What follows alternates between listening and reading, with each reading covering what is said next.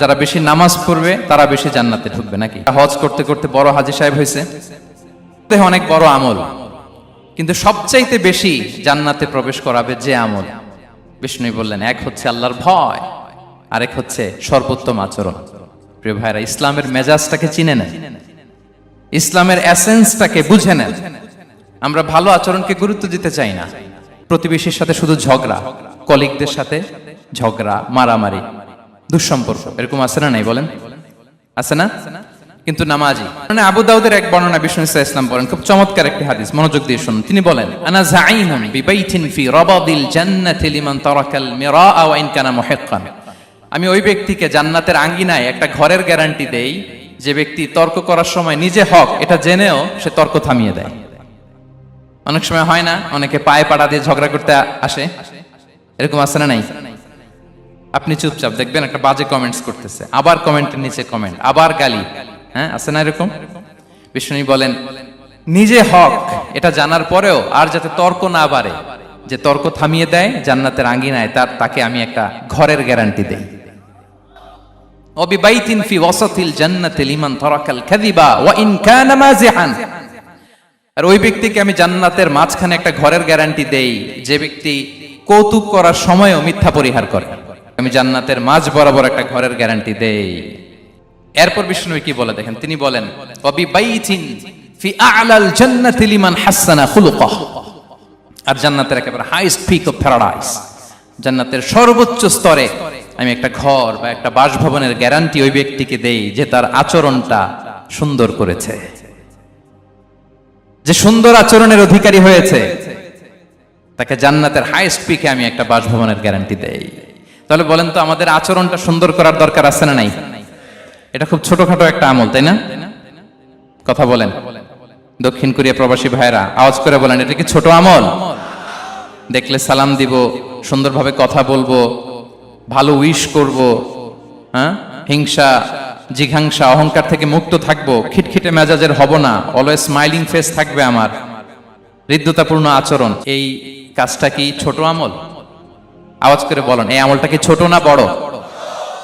প্রিয় ভাইরা, বিষ্ণু ইসলাম সবার সাথে এরকম মাধুর্যতাপূর্ণ আচরণ করতেন, ছোট থেকে বড়, নারী থেকে পুরুষ, বন্ধু থেকে শত্রু, সবার সাথে সুন্দর আচরণ করতেন।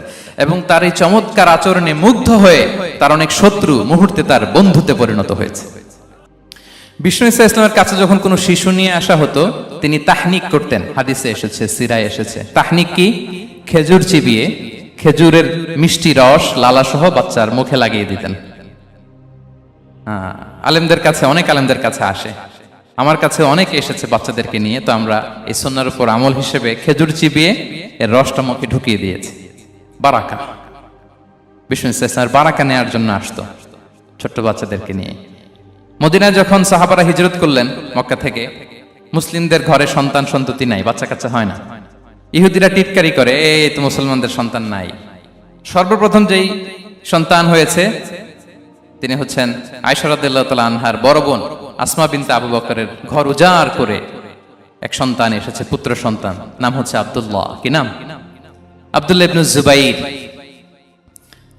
তো আসমা আব্দুল্লাহকে কোলে নিয়ে বিশ্বনবীর কাছে আসলেন। বিশ্বনবী খেজুর চিবিয়ে ওনার লালা মিশ্রিত রস খেজুর সহ মুখে লাগিয়ে দিলেন। তো আসমা সবসময় গর্ব করে বলতেন যে আমার সন্তানের পাকস্থলীতে সর্বপ্রথম যেটা ঢুকেছে এটা হচ্ছে বিশ্বনবীর লালা মিশ্রিত খেজুরের রস। আল্লাহু আকবার।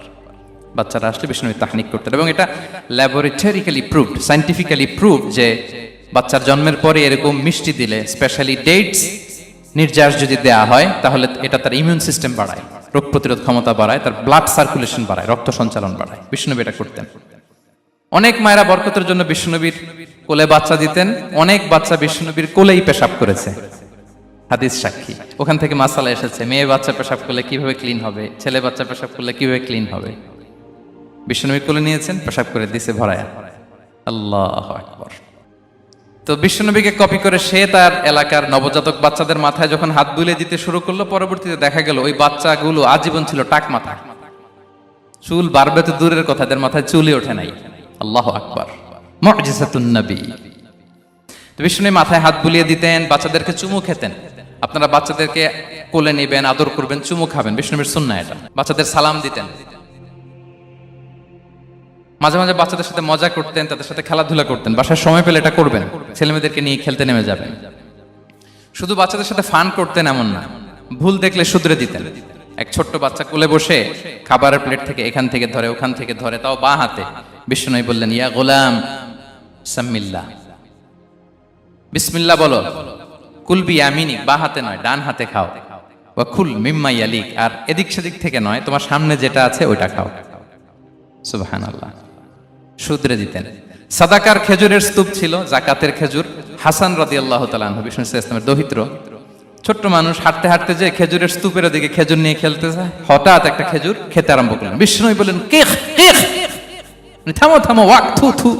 আমরা যে বাংলা ওয়াক থু বলি, এটার আরবি হচ্ছে কিখ। মানে এই নানা ভাই, রাখো রাখো রাখো। আলা তাআলাম ইন্না লা নাকুলুস সাদাকা, নানা ভাই তুমি জানো না আমরা হাশিমি খানদানের, আমরা সাদাকার মাল খেতে পারি না। আঙ্গুল ঢুকিয়ে মুখ থেকে খেজুর বের করে দিলেন। সুবহানাল্লাহ। এভাবে ছোট্ট বাচ্চাদের ভুলগুলো শুধরে দিতেন, কারেকশন করতেন। সুনানে নাসাইতে এসছে, কেন রাসূলুল্লাহ সাল্লাল্লাহু আলাইহি ওয়াসাল্লাম ইয়াজুরুল আনসার, তিনি যখন আনসারীদেরকে ভিজিট করতে যেতেন, ফায়ুসাল্লিমু আলা সিবিয়ানিহি, আনসারী বাচ্চাদেরকে সালাম দিতেন। আপনারা বাচ্চাদের সালাম দেন তো নাকি? নাকি বাচ্চাদের সালামের জন্য বসে থাকেন? অনেকে মনে করে যে আমি মুরব্বী, হাজী সাহেব, 80 বছর বয়স, আমি তো শুধু সালাম পাবো, আমি দিব কেন? এরকম একটা ভুল ধারণা আছে না? সালাম শুধু ছোটরা দিবে, ব্যাপারটা কি এমন না? ছোটরা বড়দের দিবে, বড়রা ছোটদের দিবে, সবাই সবাইকে দিবে, ঠিক কিনা বলেন? ইনশাআল্লাহ বলেন সবাই। ওয়ায়ামসাহু বিরুসিহিম, বাচ্চাদের মাথায় হাত বুলিয়ে দিতেন। ওয়ায়াদউ লাহুম, তাদের জন্য দোয়া করতেন। তাহলে বিশ্বনবীর বাচ্চাদের সাথে আচরণ, ডিলিংস, ইন্টারঅ্যাকশন কেমন ছিল বুঝতে পেরেছেন? একবার এক নামাজে ওনার নাতিদেরকে নিয়ে হাজির হলেন হাসান। বিশ্বনবী এমন লম্বা সময় সিজদায় পড়ে রইলেন, মাথা আর উঠান না। মুসল্লিরা তো অবাক, সাহাবারা ভাবলেন হায় রে, নবীজি অসুস্থ হয়ে গেলেন নাকি, অথবা ওহী নাজিল হলো নাকি। নামাজ শেষে সাহাবারা জিজ্ঞেস করলেন, ইয়া রাসূলুল্লাহ আপনি কি অসুস্থ হয়েছেন নাকি ওহী নাজিল হচ্ছিল? এত লম্বা সিজদা দিতে তো কখন দেখি নাই। বিশ্বনবী বললেন, না না, কুল্লুন যালিকা লাম ইয়াকুন, কোনটাই না, বরং ওয়ালাকিন নাবনি ইরতাহালানি, আমার নানা ভাই হাসান হোসাইন সিজদারত অবস্থায় আমার পিঠের উপরে উঠে বসেছিল। ফাকারিহতু আন উআজ্জিলাহু হাত্তা ইয়াকদিয়া হাজাতা,